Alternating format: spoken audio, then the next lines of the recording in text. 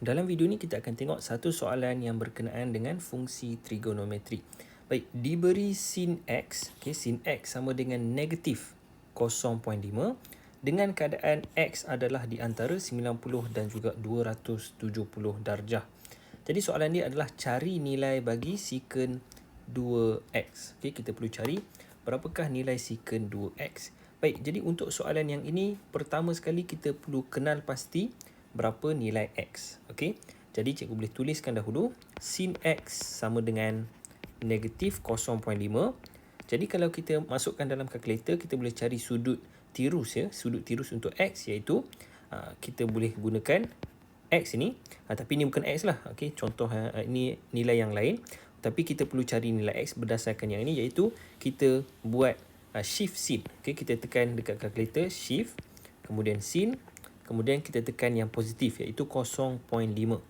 Jadi bila kita tekan yang ini, cuba tekan, masuk dalam kalkulator, kita akan dapat nilai 30 darjah. Jadi nilai dia adalah 30 darjah yang kita dapat. Baik, jadi kita boleh lukiskan pada sukuan kita ini. Jadi sudut yang kita dapat adalah 30 darjah. Jadi ini yang pertama, kita dah dapat nilai 30 darjah. Tapi kita kena ingat, soalan dia tanya X ini adalah di antara 90 dan juga 270. Maksudnya nilai X dia berada pada bahagian yang ini. Sukuan yang kedua dan juga sukuan yang ketiga. Baik, jadi sekarang macam mana kita nak dapatkan nilai X yang sebenar? Caranya adalah dengan kita cari berapakah sudut ini dalam sukuan yang kedua dan juga yang ketiga. Jadi kita lukiskan semula pada sukuan yang kedua. Sudut ini adalah 30 darjah dan juga di bawah ini adalah 30 darjah juga. Jadi kita akan dapat yang pertama sekali, yang ini nilainya berapa ni?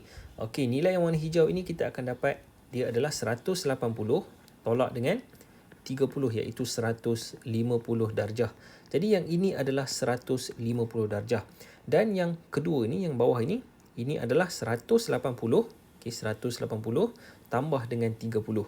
Jadi nilai dia adalah 180 tambah 30, kita akan dapat nilai 210 darjah. Jadi yang ini adalah 210 darjah. Jadi kita dah dapat nilai X adalah 150 dan juga 210 darjah. Tapi ini belum selesai kerana kita kena tengok sin X dia adalah negatif. Dia ada negatif 0.5. Jadi bila sin X adalah nilai yang negatif, kita perlu kenal pasti sukuan mana yang X dia adalah negatif. Baik, jadi kita tahu sin dia hanya positif pada sukuan yang pertama, sukuan yang pertama dan sukuan yang kedua. Manakala dekat sukuan yang ketiga dan juga yang keempat, dia adalah negatif. Jadi dekat sini dia negatif, sini pun dia negatif. Dan kita dah dapat tadi nilai X ada dua, iaitu yang pertama 150 dan yang kedua adalah 210 ini. Disebabkan 150 berada dalam sukuan yang kedua, maka kita sepatutnya akan dapat sin yang positif. Tapi dia berikan sin adalah negatif, maka kita perlu reject ataupun kita perlu buang nilai 150 ini. Ini tidak boleh diterima, jangan gunakan nilai yang ini.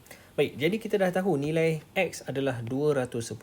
Soalannya cari nilai bagi secant 2X. Jadi macam mana kita nak selesaikan secant 2X?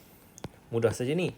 Secant 2X kita boleh tuliskan dalam bentuk cos. Ingat secant adalah songsangan bagi cos.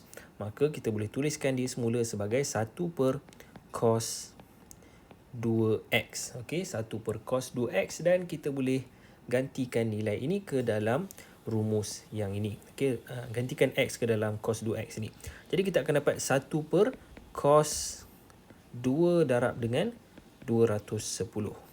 Jadi seterusnya masukkan sahaja di dalam kalkulator cos 2 darab 210, kemudian 1 bahagi dengan jawapan kita, maka nilai jawapan kita adalah 2. Ini adalah jawapan bagi soalan yang ini. Baik, jadi jika anda ada apa-apa soalan, anda boleh tuliskan di ruangan komen di bawah. Kalau tak faham ke ada kesilapan di mana-mana, boleh tuliskan di ruangan komen di bawah. Cikgu akan cuba untuk reply dengan sepantas yang mungkin. Kita jumpa lagi pada video yang akan datang.